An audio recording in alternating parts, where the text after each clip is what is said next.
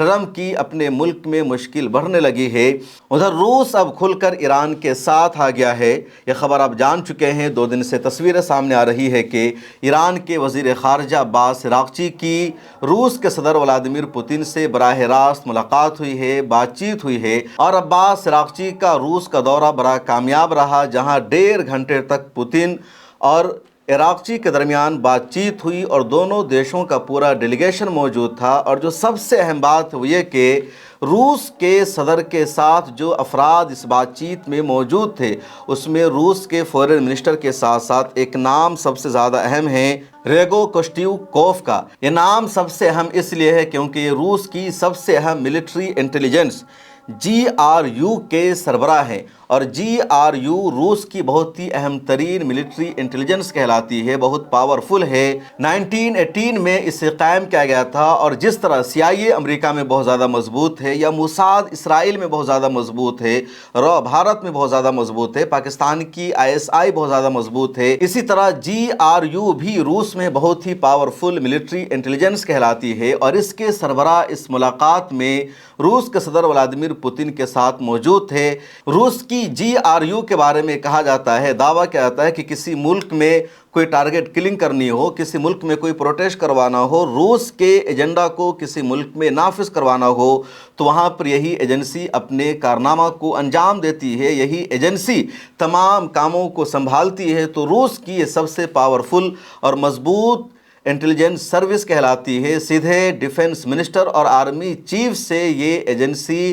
ہدایات اور ڈائریکشن لیتی ہے، اور ان کے صدر کا عباس عراقچی کی میٹنگ میں ہونے کا مطلب یہ ہے کہ پچھلے دنوں جتنی رپورٹ سامنے آئی ہیں وہ سب سچ ہے کہ ایران نے امریکہ کے فوجی اڈوں پر حملہ کیا، یا اسی طرح ایران نے چن کر امریکی فوجیوں کو گلف میں نشانہ بنایا، تو تمام انفارمیشن ایران کو روس کی طرف سے مل رہی تھی۔ اس کے علاوہ ملٹری انفارمیشن بھی روس نے براہ راست ایران کو دی تھی۔ اور جب یہ تصویر سامنے آ گئی ہے، اس کے بعد میڈیا میں لگاتار یہی تبصرہ ہو رہا ہے کہ اس جنگ میں روس پہلے سے زیادہ کھل کر ایران کے ساتھ آ گیا ہے، اور اگر دوبارہ دونوں دیشوں میں جنگ شروع ہوتی ہے تو روس پہلے سے زیادہ ایران کو سپورٹ کرے گا، انفارمیشن میں، ملٹری میں، ایئر فورس میں، دوسری چیزوں میں۔ ایک بات یہ بھی سامنے آ رہی ہے کہ اس وقت ایران کی ایئر فورس سب سے زیادہ کمزور ہے، اور ایک خفیہ معاہدہ ہوا ہے روس اور ایران کے بیچ میں۔ ایران کی ایئر فورس کو مضبوط کرنے کے لیے کہا جا رہا ہے کہ روس اپنا S-400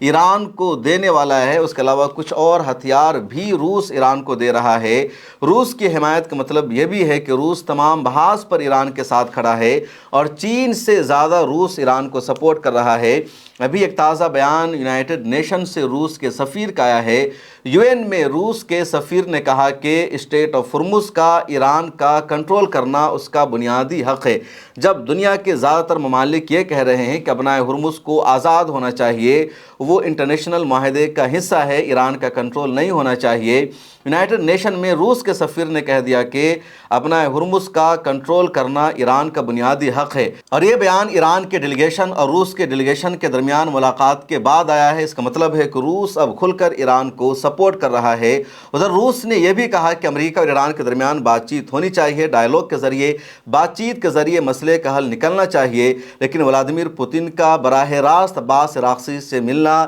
اس طرح کے اہم لوگوں کا اس میٹنگ میں ہونا، اور میٹنگ کے بعد عباس عراقچی نے میڈیا سے بات چیت کرتے ہوئے کہا کہ بہت اچھی بات چیت رہی، تمام معاملوں پر روس نے ہمیں سپورٹ کیا ہے۔ انہوں نے یہ بھی کہا کہ ایران کے موجودہ سپریم لیڈر مجتبیٰ خامنئی کا ایک سیکرٹ پیغام بھی انہوں نے روس کے صدر کو پہنچا دیا ہے، اور جنگ کے بعد اس ملاقات کو سب سے زیادہ اہم مانا جا رہا ہے۔ اس جنگ میں روس ہی سب سے زیادہ ایران کو سپورٹ کرتا رہا ہے۔ ایک اور خبر سامنے آئی ہے کہ ابنائے ہرمز بند ہے، ادھر آگے امریکہ نے ناکہ بندی کر رکھی ہے، اور اس ناکہ بندی کے دوران روس کا ایک لگژری جہاز، ایک لگژری کروز ابنائے ہرمز کو کروس کر کے، اسی طرح گلف آف عمان کو کروس کر کے مسقط پہنچ گیا ہے۔ نہ تو اسٹریٹ آف ہرمز میں ایران نے اسے روکا، نہ ہی آگے امریکی فوج نے اسے روکا، اور یہ جو کروز ہے بہت ہی اہم ترین جہاز مانا جاتا ہے، لگژری جہاز ہے، دنیا بھر کے بڑے بڑے پیسے والے لوگ یہاں بکنگ کرتے ہیں، اس کو انجوائے کرتے ہیں، لطف لیتے ہیں۔ اور روس کا صدر ولادیمیر پوتن کا بہت ہی قریبی ایک شخص ہے جس کا نام ہے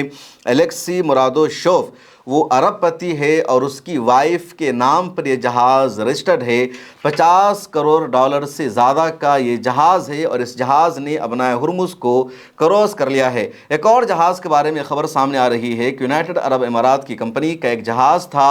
اور اس جہاز میں LNG لدا ہوا تھا اور وہ جہاز ابنائے ہرمز کو کراس کر گیا۔ اس نے ایران کی آرمی کو چکمہ دے دیا کیونکہ اس نے اپنا نیویگیشن سسٹم بند کر رکھا تھا، اور جب وہ جہاز وہاں سے گزر گیا پھر اس نے آن کیا تو پتہ چلا کہ 18-19 اپریل کے درمیان ہی یہ جہاز یہاں سے گزر گیا تھا۔ اب روس کے اس جہاز کی سب سے زیادہ چرچا ہو رہی ہے جو دبئی کی بندرگاہ پر کھڑا تھا اور وہاں سے وہ مسقط کی ایک بندرگاہ پر پہنچ گیا ہے۔ سعودی عرب کے نمائندے نے بھی یونائٹڈ نیشن میں بہت ہی سخت بیان دیا ہے۔ UN میں سعودی عرب کے سفیر ہیں ڈاکٹر عبدالعزیز واصل، انہوں نے اپنے خطاب میں یونائٹڈ نیشن میں کہا کہ اسٹریٹ آف ہرمز پر ایران کا کنٹرول کرنا یا ایران کے یہ دعویٰ کرنا کہ وہاں سے گزرنے والے جہازوں سے ٹیکس لیا جائے گا، یہ سراسر غلط ہے، غیر قانونی ہے۔ اسٹریٹ آف ہرمز کا تعلق جس طرح ایران سے ہے اسی طرح خلیج کے گلف کے تمام دیشوں سے ہے، خواہ وہ عمان ہو، یونائٹڈ عرب امارات ہو، بحرین ہو، قطر ہو، عراق ہو، کویت ہو، سعودی عربیہ ہو،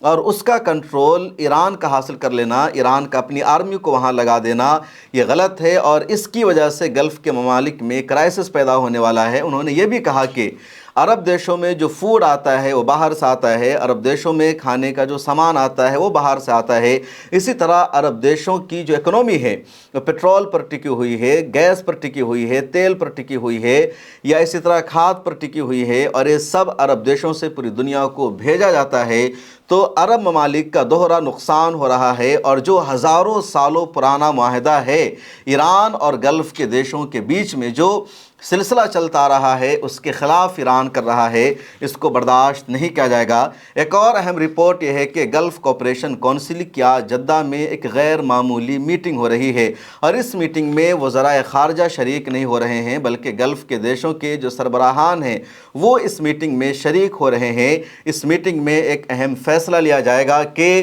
ابنائے ہرمز کا کرنا کیا ہے، کیونکہ پچھلے 2 مہینے سے اسٹریٹ آف ہرمز بند ہے، تو اس کی وجہ سے گلف کے دیشوں میں پیٹرول کی جو پیداوار ہے وہ ایک طرح سے بند پڑی ہوئی ہے، کوئی ٹینکر یہاں سے نہ جا رہا ہے نہ آ رہا ہے، ان کے ملکوں میں سامان نہیں آ رہا ہے، خوراک کی بھی قلت ہونے والی ہے، اس لیے اس اجلاس کو بہت اہم مانا جا رہا ہے۔ امریکہ پر عرب کے دیشوں کا دباؤ بھی بڑھتا جا رہا ہے کہ آئندہ اسے جنگ نہیں شروع کرنا ہے اور اسٹریٹ آف ہرمز کا اوپن ہونا بہت زیادہ ضروری ہے۔